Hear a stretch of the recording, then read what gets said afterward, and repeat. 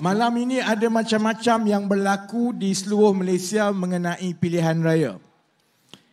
Yang pertama ialah malam ini Perikatan Nasional PAS bersatu dengan gerakan lancarkan manifesto dia.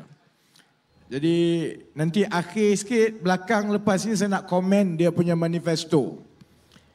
Tapi sebelum kita sentuh PN, kita kena sentuh BN dululah. Dekat sini BN ada yang akan lawan Kuantan pun. UMNO akan lawan di Kuantan dan MCA akan lawan di Indra Mahkota. Orang selalu tanya saya, kalau media tadi, apa perasaan saya selepas 2 hari rasmi kita masuk kempen. Di pihak Pakatan Harapan, di pihak PKR, kita rasa gembira, kita rasa seronok, kita rasa bertenaga. Kita yakin bahawa we are on the right track untuk kita bentuk kerajaan, saudara-saudara. Tapi saudara-saudara tengok, pernah tak wartawan atau media pergi interview Zahid Hamidi sekarang? Pernah tengok Zahid Hamidi dalam TV tak dalam 2-3 hari sekarang? Sebab kalau media pergi tanya dia, how do you feel? Okey tak rasa sekarang kempen? Saya tak tahu macam mana Zahid Hamidi nak jawab. Sebab hari ini bukan seorang, 2 orang dia punya timbalan. Timbalan Presiden UMNO dan juga Presiden MCA. Dua-dua cakap lebih kuranglah, dia tak cakap terang, tapi dia cakap sembunyi-sembunyi. Dia boleh cakap lebih kurang macam Zahid Hamidi ni tak boleh pakai lah. Sebab nampak sangat rakyat Malaysia takut kalau undi UMNO Barisan Nasional MCA, Zahid Hamidi akan jadi Perdana Menteri. Jadi selepas 1-2 minggu, isu itu sudah jadi isu besar. Bila sudah jadi isu besar, hari ini timbalan Presiden UMNO, Tok Mat daripada Negeri Sembilan terpaksa jawab, itu tak betul, bukan Zahid jadi Perdana Menteri, ini pembangkang saja cakap. Wika Siong pun cakap yang sama, tak betul lah. Kalau UMNO menang, bukan Zahid lah jadi Perdana Menteri. Dekat Bero, orang Pahang, Ismail Sabri, sekarang ni dia lompat-lompat, kasih orang notis sama dia, I'm still the Prime Minister. Bayangkan, kalau dalam Pakatan Harapan, calon kita yang kita umum ialah Datuk Seri Anwar Ibrahim. Saya sebagai orang nombor 2 dalam PKR, cakap kepada rakyat, bukan Anwar Ibrahim calon. Dalam Pakatan Harapan kita solid, tak ada masalah bahawa kalau kita menang, Perdana Menteri kita ialah Anwar Ibrahim. Tapi dalam Barisan Nasional, yang ketua Zahid Hamidi. Tapi yang keliling semua malu nak mengaku Zahid Hamidi itu ketua dia. Sebab itu saya kata, kalau kempen kita berbanding dengan 2018, kalau orang tanya saya, kempen kita kali ini lebih baik daripada 2018. Sebab kita masuk dengan seorang jeneral, Datuk Seri Anwar Ibrahim. Kita masuk dengan mesej dan tawaran yang jelas, penyelesaian yang jitu untuk rakyat. Lawan kita masuk, ketua pun dia tak tahu siapa. Ini Ismail Sabri ke, Tok Mat ke, Zahid ke. Sebab itu kalau UMNO Barisan Nasional sekarang berkempen untuk negara stabil dengan makmur, kena undi UMNO Barisan Nasional. Satu dunia gelap, saudara-saudari. UMNO stable kan sekarang? Kalau boleh cakap dengan orang UMNO stabil, tak pernah berlaku lagi orang UMNO masuk PAS bertanding atas tiket PAS. Orang PAS masuk UMNO bertanding tiket UMNO. Tak pernah hidup syahidan. Tak pernah berlaku sekali dalam sejarah kita, tak pernah berlaku. Sebab itu UMNO sendiri tahu. Sekarang sudah hari kedua masuk berkempen. Sampai sekarang UMNO tidak ada satu mesej yang jelas kenapa rakyat Malaysia mesti undi sekali lagi UMNO Barisan Nasional. Yang bawa kucak kacir dalam negara ini, UMNO. Yang sakau duit, UMNO. Yang bodoh, UMNO. Yang menteri tak buat kerja, UMNO. Saudara-saudari, PAS tak sampai lagi, tunggu. Satu-satu. Jadi sebab itu saudara-saudari, saya tidak begitu bimbang bahawa pengundi-pengundi terutamanya di kawasan yang cerdik-cerdik macam Kuantan dengan Indra Mahkota, saudara-saudari tahu bahawa kalau kita nak kerajaan yang stabil, kerajaan yang cerdik, kerajaan yang tumpu menyelesaikan masalah rakyat, kerajaan yang ada gabungan pimpinan dan kepakaran yang boleh bantu negara ini, kerajaan itu adalah Pakatan Harapan, insya-Allah. Baik, itu UMNO Barisan Nasional. Sekarang kita pergi kepada Perikatan Nasional. Satu lagi, Perikatan Nasional. Malam ini Tan Sri Muhyiddin Yassin melancarkan manifesto Perikatan Nasional. Saya nak sentuh Perikatan Nasional lagi panjang malam ini sebab ini kerusi Saifuddin Dallah. Ini kerusi PN yang khianat kita. Jadi sebab itu kita kena pastikan bukan saja kita menang di Indra Mahkota, kita nak pastikan Perikatan Nasional nombor 3 di Indra Mahkota. Boleh? Kasih can dekat MCA lah. Bagi dia dapat nombor 2 supaya Saifuddin Abdullah. Saya tengok calon MCA kat sini muda. Pastikan calon yang muda tu dapat lebih banyak undi daripada Saifuddin Abdullah yang menteri tu. Baik. Malam ini Muhyiddin pun cakap benda yang sama. Mula dia kata kerajaan kalau Perikatan Nasional menang, Perikatan Nasional ini kerajaan yang bagus sebab dia tak ada UMNO dan juga dia tidak ada orang-orang yang rasuah semua, dia kata. Sebab Perikatan Nasional ini bersih daripada UMNO. Dia ingat kita bodoh. Yang dia daripada UMNO tu belakang kira lah, yang tu dia kita tahu dia daripada belakang UMNO. Tapi dalam pilihan raya kali ini, Perikatan Nasional ada Bersatu, ada Gerakan, ada PAS. Dia beritahu seluruh rakyat Malaysia yang kononnya Bersatu ini tidak akan dekat dengan UMNO sebab UMNO ini teruk. Dia buat-buat tak faham. Dekat Sabah, parti PAS yang di dalam Perikatan Nasional menyokong parti UMNO dekat Sabah. Menyokong Bersatu dengan UMNO, PAS yang sokong dekat Sabah. Jadi dekat Semenanjung, dekat orang, dia kata dia tak ada kena-mengena dengan UMNO. Dekat Sabah, PAS bersama-sama dengan UMNO. Jadi sebab itu orang kata, BN ini 2 kali 5, 5 kali 2 dengan PN, saudara-saudara. Sebab itu saya tak bimbang langsung, insya-Allah rakyat kita boleh tahu. Kalau UMNO Barisan Nasional kata mereka nak bagi kerajaan yang stabil, kerajaan itu jadi tak stabil sebab UMNO dulu yang mengkhianat mandat kita. Kalau Bersatu kata dia nak bagi kerajaan yang stabil, dia kita pun tahu bahawa kata-kata ini yang paling banyak datang daripada Bersatu dan PAS. Semua dia makan. Kalau dia boleh makan dengan UMNO, dia makan dengan UMNO. Kalau dia boleh makan dengan Bersatu, dia boleh makan dengan Bersatu. Sebab itu, malam ini, lepas saya dah pukul dia orang ni, saya nak tumpu tentang masalah sebenar negara kita. Sebab itu mari kita tengok satu persatu yang saya sempat baca tadi, yang Muhyiddin janji macam-macam.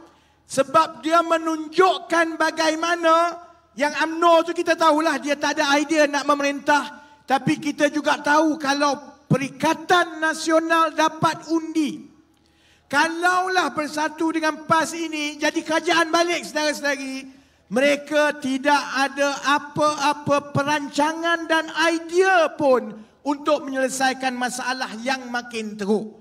Baik, pertama Muhyiddin kata apa tadi? Mesyuarat kabinet yang pertama Perikatan Nasional ialah untuk kita membincangkan kos sara hidup. Engkau gila, kos sara hidup ni dah lama dah jadi masalah Malaysia. Janji untuk bincang kos sara hidup ni rakyat tak nak dengar. Rakyat nak tahu masa kamu jadi Perdana Menteri dulu, kenapa kamu tak selesai masalah kos sara hidup? Sekarang nak masuk pilihan raya, baru nak janji, kalau saya jadi Perdana Menteri balik, saya akan bincang. Habis yang kamu jadi Perdana Menteri 18 bulan, apa yang kerajaan Muhyiddin, menteri-menteri PAS bersatu, campur dengan UMNO buat. Sebab itu sampai sekarang saudara-saudari, kita masih lagi tidak berjaya selesaikan kita berharga barang, kita gaji dan macam-macam. Yang kedua, dia bincang apa? Dia janji sebab dia nak pikat anak muda. Dia kata, kalau Perikatan Nasional menang pilihan raya, dia akan bagi pelepasan 25% hutang PTPTN untuk yang dapat ijazah kelas kedua yang bawah-bawah ni. Potong lagi. Mungkin yang anak-anak muda yang rasa hebatlah. Oh, ini satu tawaran yang baik. Saya nak beritahu cerita sebenar. Kenapa kita bermasalah lepas Pakatan Harapan ambil alih kerajaan 2018 mengenai PTPTN. Sebab bila Pakatan Harapan menang, yang dapat jaga PTPTN tu siapa? Bersatulah. CEO, pengurusi PTPTN ini anak emas Muhyiddin Yassin. Nama dia Wan Saiful Wan Jan. 4 tahun dia jaga PTPTN. Kenapa masa dia jaga PTPTN 4 tahun, dia tak ada idea-idea ini, dia tak boleh selesaikan masalah PTPTN? Kenapa masa dia jaga PTPTN, dia tak boleh pastikan anak-anak yang muda-muda ni dapat pembiayaan pendidikan yang lebih murah? Dia tak dapat tunda bayaran hutang PTPTN. Kalau sekarang baru nak janji, sedangkan kamu sudah ada 4 tahun sebagai pengurusi PTPTN, hanya orang gila sahaja yang akan bagi peluang kepada orang yang telah gagal macam ini, saudara-saudara.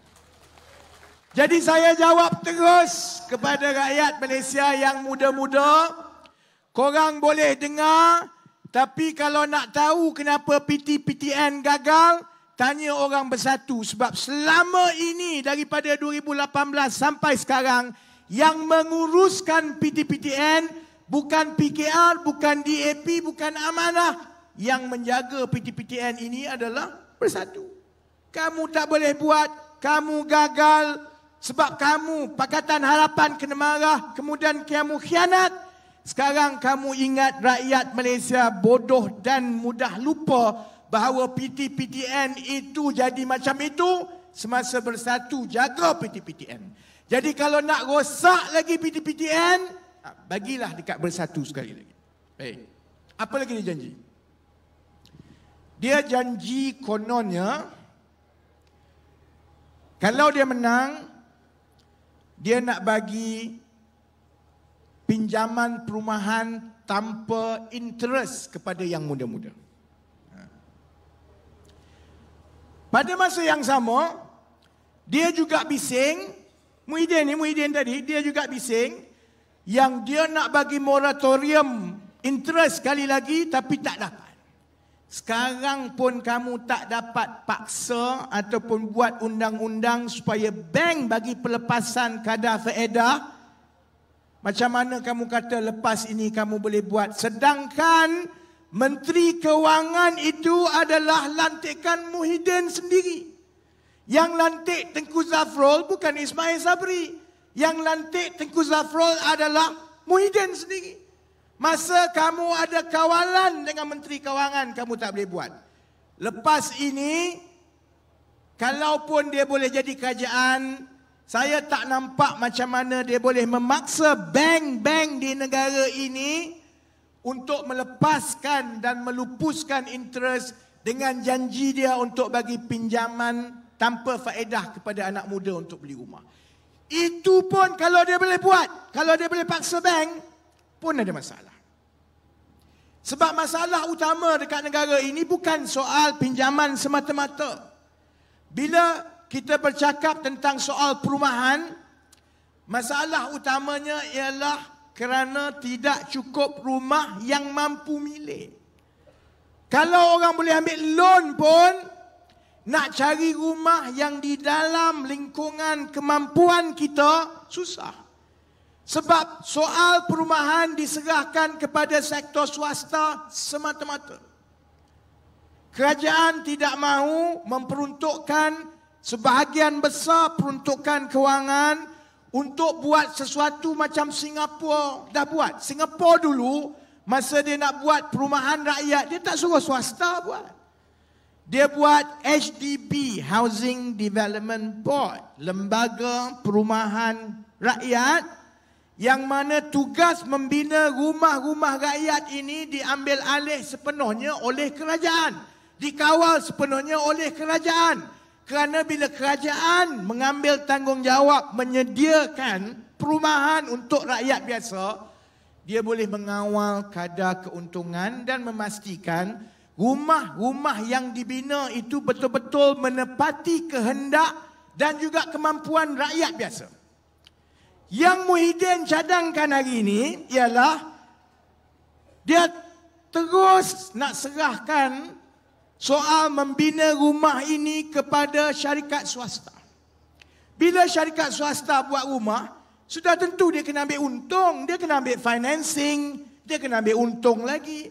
Jadi kerajaan tidak ada hak untuk paksa dia untuk buat rumah macam tu, buat rumah macam ini sehingga dia rugi. Macam mana kita nak paksa syarikat swasta? Jadi kalau semata-mata buat janji manis untuk bagi pembiayaan tanpa faedah, tetapi pada masa yang sama tidak menyelesaikan soal macam mana kita nak membina dan menyediakan rumah-rumah mampu milik yang marginnya itu tidak tertakluk kepada keuntungan sektor swasta, dia janji macam mana pun tak jadi saudara-saudara. Sebab itu saya kata, masalah negara kita ialah kerana masalah menteri-menteri kerajaan yang masih lagi menggunakan akal dan pendekatan 40 tahun ke belakang. Masalah kita makin rumit. Masalah yang ada pada hari ini tak sama dengan masalah masa Muhyiddin mula-mula jadi menteri tahun 80-an. Tak sama. Kalau kita menggunakan akal dan pendekatan yang sama, baik sebab kita bodoh atau kita malas atau kita memang tak cerdik, maka Mak Saleh kata, orang putih kata kan, doing the same thing over and over again and expecting a different result is insanity. Hanya orang gila saja yang buat benda yang sama berulang-ulang kali tapi mengharapkan satu keputusan yang lebih baik. Bila masalah ini dah berbeza selepas 40 tahun, sebab itu kita perlukan pendekatan yang jauh berbeza. Itu beza dia di antara Pakatan Harapan, Barisan Nasional dengan Perikatan Nasional. Baik, kita balik soal PTPTN tadi, PTPTN. Kalau tanya Perikatan Nasional, kalau tanya Barisan Nasional, mereka akan secara berterusan cuba berjanji dengan anak-anak muda Melayu untuk bagi potong PTPTN. Sedangkan dalam keadaan sekarang pun, PTPTN ini sudah dikira berada dalam keadaan kewangan yang cukup parah. PTPTN terpaksa meminjam daripada bank pada kadar komersial, bayar interest kadar komersial kepada bank. Kemudian bila dia bagi pinjam pula kepada pelajar-pelajar, baik yang Melayu, Cina, India, dia bagi interest itu pada interest yang lebih murah. Jadi setiap tahun memang PTPTN akan kekurangan dana sebab yang dia pinjam itu lebih mahal daripada yang dia pinjamkan kepada pelajar-pelajar. Tambah lagi, bukan semua pelajar-pelajar bayar. Jadi tiap-tiap tahun dia gali lubang dan hutang PTPTN itu akan menjadi lebih besar dan lebih besar. Percayalah cakap saya, sampai satu hari kalau kita tidak mengambil pendekatan yang radikal untuk menyelesaikan PTPTN, kerajaan kena bail out, bela dan bayar balik hutang PTPTN. Sama seperti kerajaan Pakatan Harapan dahulu terpaksa membayar 20 bilion untuk membela dan memperbaiki dan memulihkan kembali tabung haji. Tabung haji dulu dah 20 bilion dah jadi macam itu. Sekarang masalah PTPTN pula makin besar dan makin besar kerana model kewangan itu sudah tidak masuk akal. Tanyalah uncle yang buat bisnes ni semua. Mana ada orang pinjam daripada bank interest 4%, you ambil duit, you kasih pinjam sama orang interest 2%. Mana ada? You kutip pun you tak dapat balik kutip 100%. Tiap-tiap tahun hilang duit. Tiap-tiap tahun hutang makin besar. Sebab itu saya nak sebut kepada yang muda-muda, pendekatan pembiayaan pendidikan di negara ini mestilah berubah daripada sekarang. Zaman yang mana kerajaan ada wang untuk menyuntik wang ke dalam dana PTPTN, zaman itu nampaknya sudah berakhir. Kita sudah tiada wang untuk buat begitu. Saya suruh hapuskan PTPTN tahun 2011. 11 tahun yang lepas. Sebab masa itu hutang PTPTN 20 bilion. Kalau 20 bilion, kewangan negara masih lagi okey, masa itu kita boleh refinance, pinjam pada kadar yang lebih murah dan mula bayar sedikit demi sedikit. Dalam tempoh 6-7 tahun, kita mungkin boleh selesaikan hutang itu. Masalahnya, Pakatan tak menang tahun 2013. Yang menang Najib.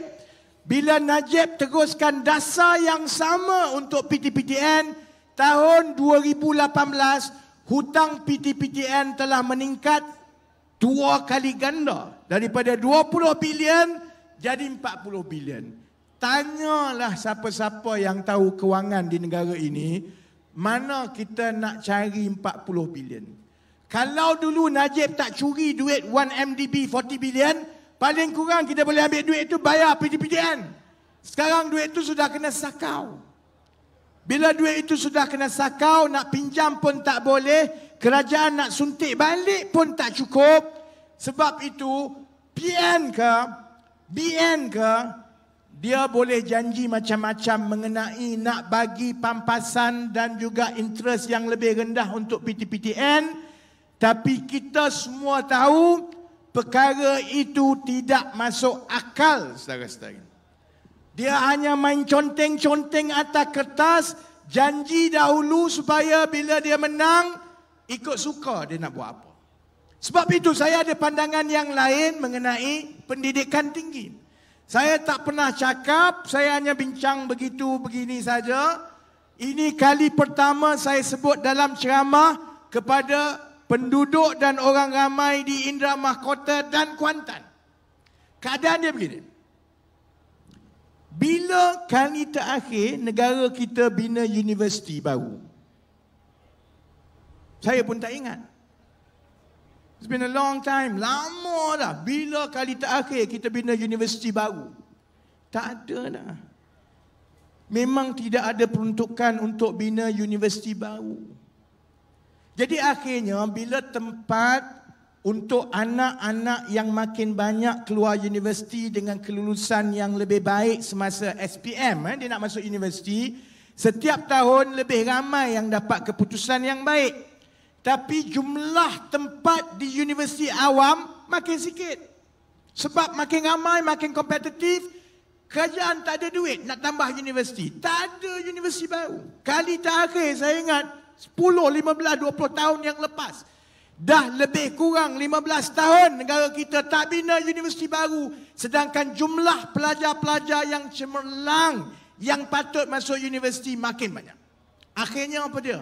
Yang Melayu ke, yang Cina ke, yang India, keluarga yang dulu-dulu ni keluarga working class, keluarga biasa saja, bukan kaya pun, terpaksa sama ada simpan wang ataupun pinjam wang PTPTN untuk hantar anak-anak ke institusi pengajian swasta. Tambah lagi masalah, keluar pula kerja tak ada. Jadi masalah itu berganda demi berganda. Akhirnya anak-anak kita yang Melayu, Cina, India yang cerdik, dia keluar universiti, dia rasa sedih dan dia rasa tertekan sebab kecerdikan dia itu tidak ada makna bila dia mula bekerja. Akhirnya dia tak dapat kerja dan dia menanggung hutang yang tinggi. Yang gagal saudara-saudari bukan budak-budak ini yang tak dapat kerja. Bukan anak-anak muda ini yang tak dapat menyumbang dalam bidang profesional yang baik untuk negara kita. Mereka tidak gagal. Yang gagal adalah kerajaan kita yang tidak berjaya menyelesaikan masalah pendidikan tinggi ini selama lebih 2 dekad. Jadi apa punca dia? Punca dia ialah kerana sebenarnya kita sudah tak ada tempat yang mencukupi untuk budak-budak yang makin cerdik. Nak buat universiti baru tak ada duit. Akhirnya dibiarkan kepada swasta. Bila dibiarkan kepada swasta, masalah juga kerana PTPTN pun tak ada duit. Akhirnya kita jam dua-dua. Kanan pun tak boleh, kiri pun tak boleh. Sebab itu, saya ada pandangan lain. Zaman sekarang, dulu-dulu saya ingat sebelum PKP, saya daripada dulu, tahun 2016, 2017, saya banyak belajar secara online. Saya sendiri. Bukan anak saya sendiri. Saya kalau ada masa sikit, saya ambil 1 jam. Contohnya dulu saya engineer masa universiti. Dulu ada buat coding. Tapi zaman dulu dah 20 tahun, saya dah lupa. Jadi untuk ingat balik, saya ambil lah kursus-kursus percuma yang dibuat di seluruh dunia ini dengan tengok skrin saja. Daripada tahun 2016, 2017 lagi saya dah belajar sendiri macam itu. Masa itu, kalau cakap kepada orang ramai, dia kata tak boleh lah. Kita nak belajar ni, kita kena pergi kelas. Dia kata. Tak boleh nak belajar-belajar, tengok skrin, tengok Zoom, semua ni tak reti. Tiba-tiba Allah datangkan COVID. Bila kita dah kena kurung 2 tahun, kena PKP 2 tahun, saudara-saudari, sudah jadi amalan dan kita dah jadi biasa sebenarnya, kita boleh berinteraksi dengan baik pun melalui skrin. Kita boleh buat kerja dengan baik melalui skrin. Orang terutamanya yang wanita yang berumah tangga, boleh saja duduk di rumah, buat kerja. Duduk kat rumah, tak ada masalah. Tak perlu pergi ke pejabat tiap-tiap hari. Kalau itu boleh dibuat untuk orang yang bekerja, kenapa kita tak boleh buat benda yang sama untuk pelajar-pelajar? Baik, Mesti ada orang kata tak boleh, kena pergi sekolah. Saya sebelum saya cakap, saya dah test dulu. Saya sebenarnya dah test. Setiap 3 bulan, kami latih lebih kurang 10 hingga 15 orang yang sekarang ini dalam pelbagai bidang. Sama ada jurutera awam ke, jurutera elektrik ke, dia doktor ke. Kita latih orang yang nak tukar daripada satu jurusan menjadi software engineer. Sebab gaji software engineer mahal sekarang.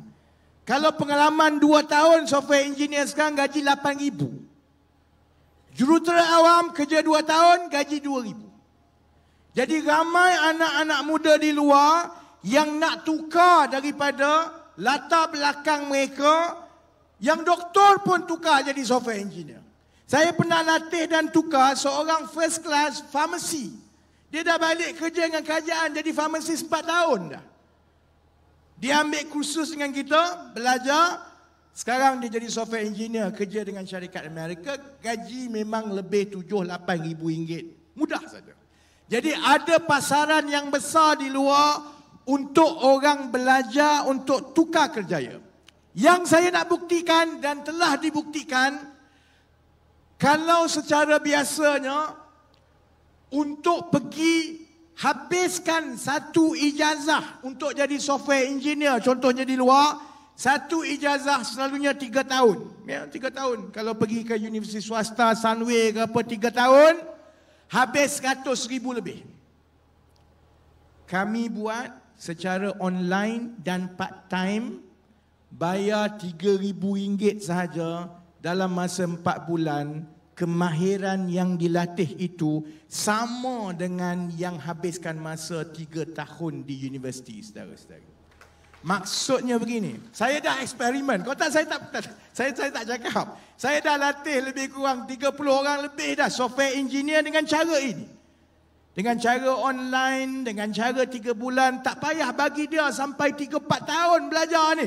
Kita susun balik silibus, kita tengok macam mana cara pengajaran lain, cara latihan lain, supaya tidak membebankan mereka, kerana itu akan menyelesaikan 2 perkara.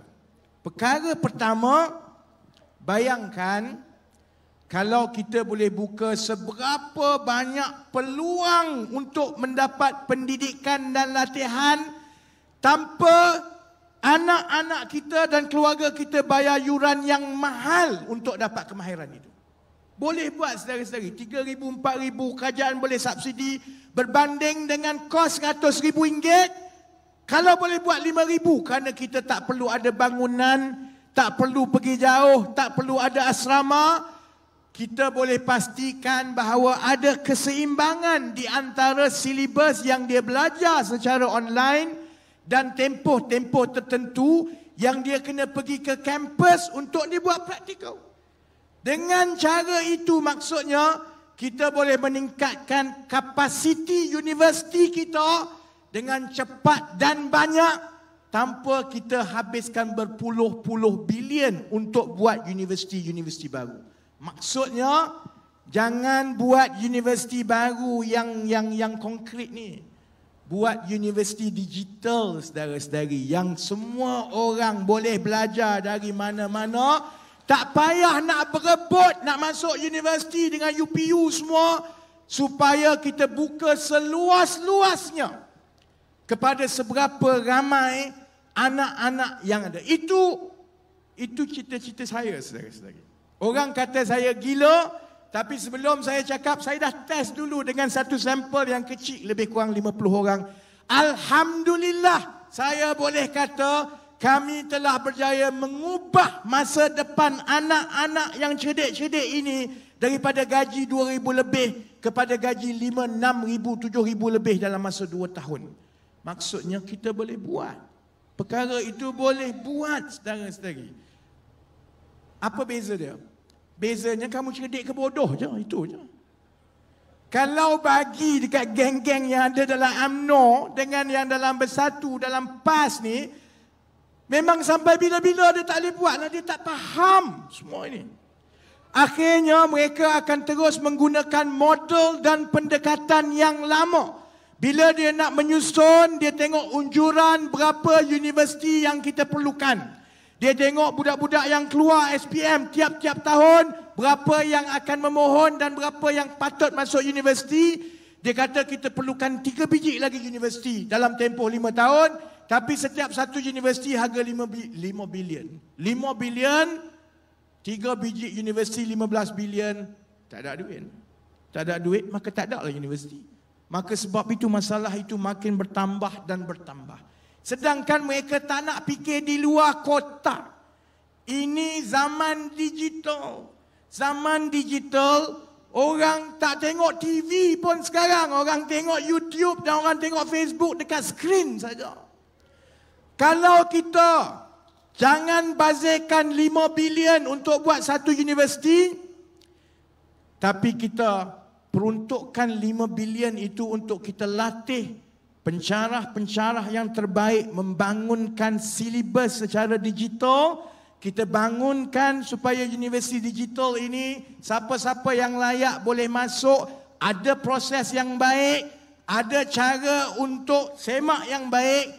InsyaAllah saudara-saudari kita boleh dapat hasilkan lebih banyak tenaga terpakar dengan jumlah peruntukan yang kecil saja. Baik Okey. Ada lagi ni nak masuk bab Saifuddin Dollah. Ni nak masuk Saifuddin Dollah ni Ada sebab kenapa saya sebut universiti digital dan Saifuddin Abdullah. Masalahnya kalau kita nak buat sekarang, boleh ke tidak kita nak buat sekarang? Ada masalah sikit nak buat sekarang. Sebab apa? Internet slow. Betul, internet slow. Untuk buat universiti digital macam itu, kita perlukan capaian internet yang cukup baik. Paling kurang 5G. Itu pun kena betul-betul stable. Ini tiap-tiap hari aku bagi ceramah ni orang makin hamun aku sebab tersangkut-sangkut. Bukan salah dia orang. Salah Saifuddin Dollah dulu. Sebab dia dulu Menteri Komunikasi. Ingat tak dulu? Dia dulu Menteri Komunikasi. Jangan nak lari. Aku ingat. Masalah kita, perkara-perkara yang sepatutnya ada infrastruktur digital kerana kita perlukan dulu infrastruktur digital ini. Maksudnya kita perlukan capaian internet yang menyeluruh. Kita perlukan capaian internet yang laju. Kita perlukan capaian internet yang murah. Sebab itu antara perkara pertama yang Pakatan Harapan buat dulu bila menang ialah menurunkan harga internet. Bukan suruh korang tengok TikTok tiap-tiap hari. Tapi untuk memudahkan sebagai langkah kita untuk membina infrastruktur ke arah satu ekonomi yang digital. Supaya kita tahu segala masalah kewangan dan juga kekangan yang kita ada, kalau kita beralih daripada fizikal bangunan seperti ini, kita tumpukan kepada kandungan dan juga pembelajaran, pengajaran secara digital, perkara itu dapat dibuat dengan lebih baik, lebih murah, lebih berkesan dan boleh capai lebih ramai orang pada harga yang murah. Baik Lepas Pakatan Harapan ambil alih, turunkan harga internet. Antara perkara yang paling mendesak masa itu ialah untuk menaik taraf capaian internet kita daripada 4G kepada 5G. 4G kepada 5G tak? Bukan Kak G, bukan Kak G. 4G kepada 5G.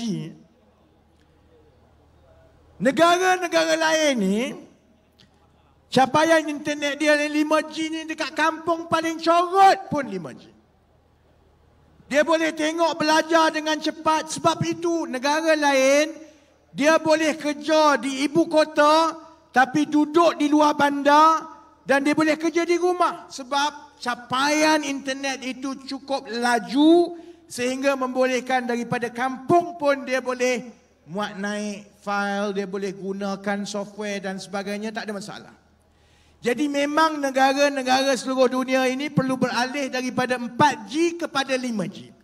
Baik, macam mana cara negara lain buat untuk dia naik taraf daripada 4G kepada 5G? Cara biasa. Sebelum juga cara-cara yang kita telah buat semasa kita mula-mula membina infrastruktur selular kita, telefon mobile phone kita. Maksudnya kita buka tender kepada syarikat-syarikat telekomunikasi, telco. Kita bagi mereka membida untuk spektrum 5G, berapa yang kamu nak bayar kepada kerajaan supaya kamu boleh menggunakan hak untuk menggunakan frekuensi itu bagi tujuan telco kamu. Masa kita mula-mula buat selular, kita buat macam itu. Kemudian sampai 3G pun kita buat begitu. Kerana cara itu masuk akal. Kerajaan akan mendapat keuntungan dan pendapatan daripada lesen yang diberikan kepada syarikat-syarikat telekomunikasi. You make money. You sell the license. When you sell the license, you can control them. Itu cara kita mengawal syarikat-syarikat telco. You license them and you make money by selling the spectrum.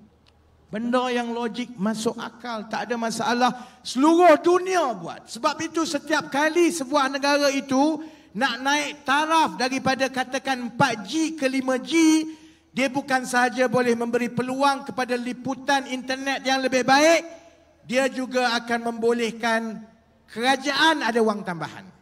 Oh, kesian orang Indra Mahkota malam ini dengar cerita pasal telekomunikasi.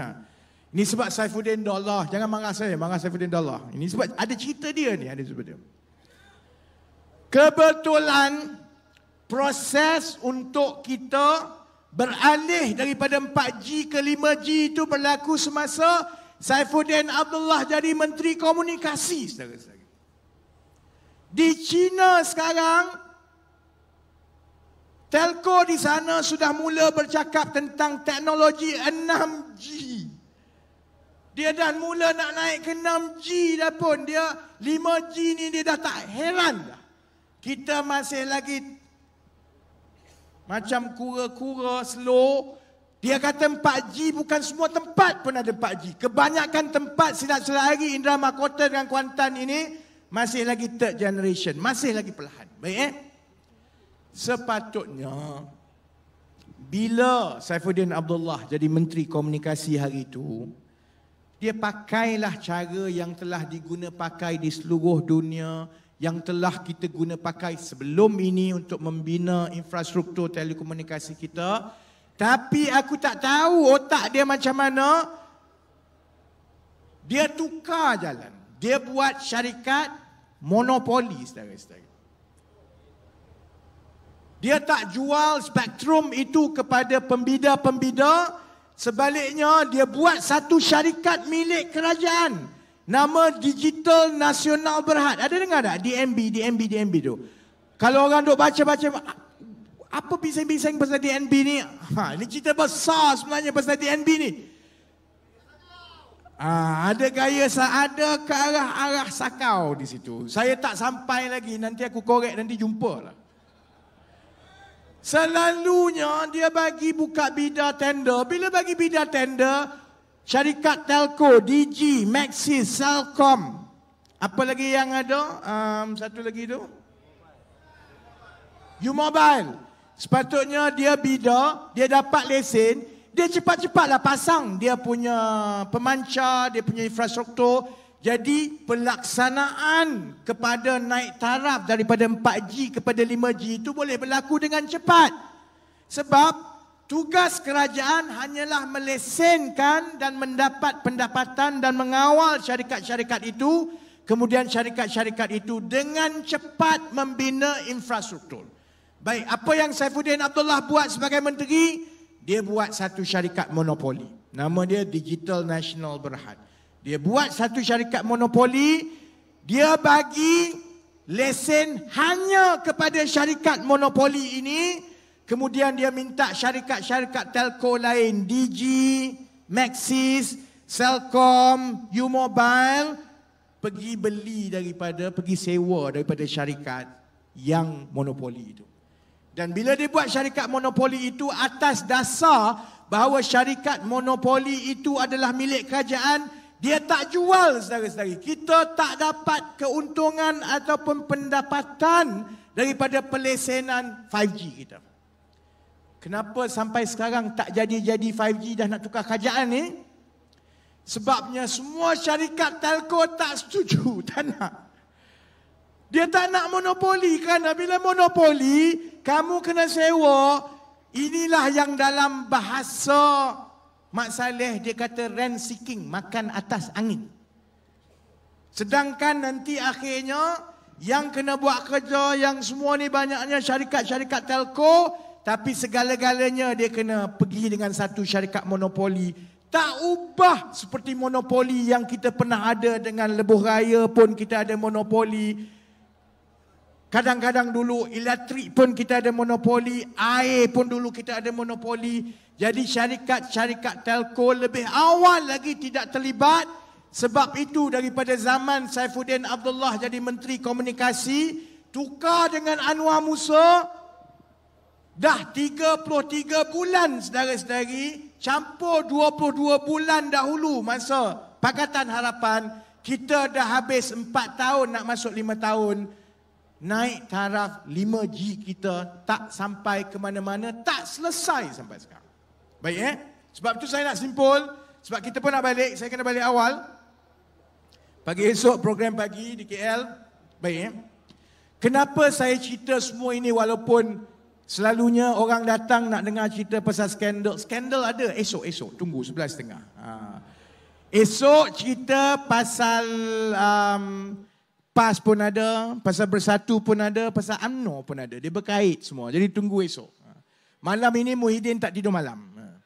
Baik Saya cerita semua itu kerana nak menunjukkan bahawa masalah yang kita warisi sekarang daripada kerajaan UMNO Barisan Nasional 60 tahun, masalah itu tidak lagi boleh diselesaikan dengan cara yang sama. Kalau kita ada masalah PTPTN, kita tidak boleh terus berterusan berfikir macam mana kita nak terus pinjam lebih mahal daripada institusi kewangan, bagi kepada budak-budak lebih murah, dan tiap-tiap tahun PTPTN makin teruk. Menyelesaikan masalah itu ialah dengan menyelesaikan masalah puncanya, dan masalah puncanya ialah kerana kita tidak cukup tempat untuk pengajian tinggi di negara ini. Sebab itu, untuk buat semua ini saudara-saudari, kita perlukan kerajaan yang stabil, kita perlukan kerajaan yang cerdik, kita perlukan kerajaan dan menteri-menteri yang buat kerja dengan jangka masa panjang dan bukan semata-mata untuk dapat jawatan seperti Saifuddin Abdullah. Sebab itu, kalau Pakatan Harapan menang, ada benda-benda besar yang kita buat berkenaan dengan perkara-perkara yang saya sebut tadi. Pertama, saya yakin kita kena semak semula prestasi kita naik taraf daripada 4G ke 5G. Kalau contohnya kita kena buka balik monopoli, kita kena tengok balik untuk kita buka balik monopoli. Setuju atau tidak, saudara-saudari? InsyaAllah bila kita susun infrastruktur digital satu persatu, kita mulakan pada skala yang lebih kecil, dari 1 tahun ke 1 tahun. Saya harap sebelum saya mati, kita boleh tengok lebih banyak universiti digital di negara ini yang membuka peluang seberapa banyak kepada anak-anak Malaysia untuk naik taraf pendidikan tanpa mereka berhutang dan meminjam wang, dan supaya mereka boleh bersaing sama taraf dengan profesional daripada seluruh dunia. InsyaAllah kalau kita boleh buat begitu, kita juga boleh naik taraf dari segi gaji pekerja-pekerja kita, dari segi mutu jenis pekerjaan yang kita tawarkan, dan anak-anak kita bukan sahaja minta kerja di negara ini kerana mereka adalah profesional yang digital kemahirannya, mereka boleh bersaing dengan orang-orang engineer profesional seluruh dunia, boleh duduk dekat Malaysia tapi kerja di UK. Boleh duduk di Malaysia tapi kerja untuk syarikat di Jepun. InsyaAllah dengan menghasilkan kerja-kerja macam ini, kita sedikit demi sedikit akan membantu menyelesaikan masalah gaji yang dah ada. Tapi untuk itu, saudara-saudari, kita kena menang dulu. Sebab kalau kita tak menang, mereka akan terus janji gula-gula. Ambil hutang PTPTN nanti saya potong. Ambil hutang PTPTN nanti saya potong. Dia potong hutang PTPTN tu, dia ambil duit cukai kita. It's our money that is being used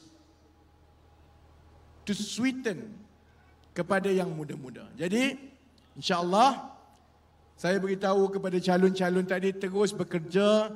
Kita ada perkembangan dan juga kemajuan yang baik dalam kempen-kempen kita.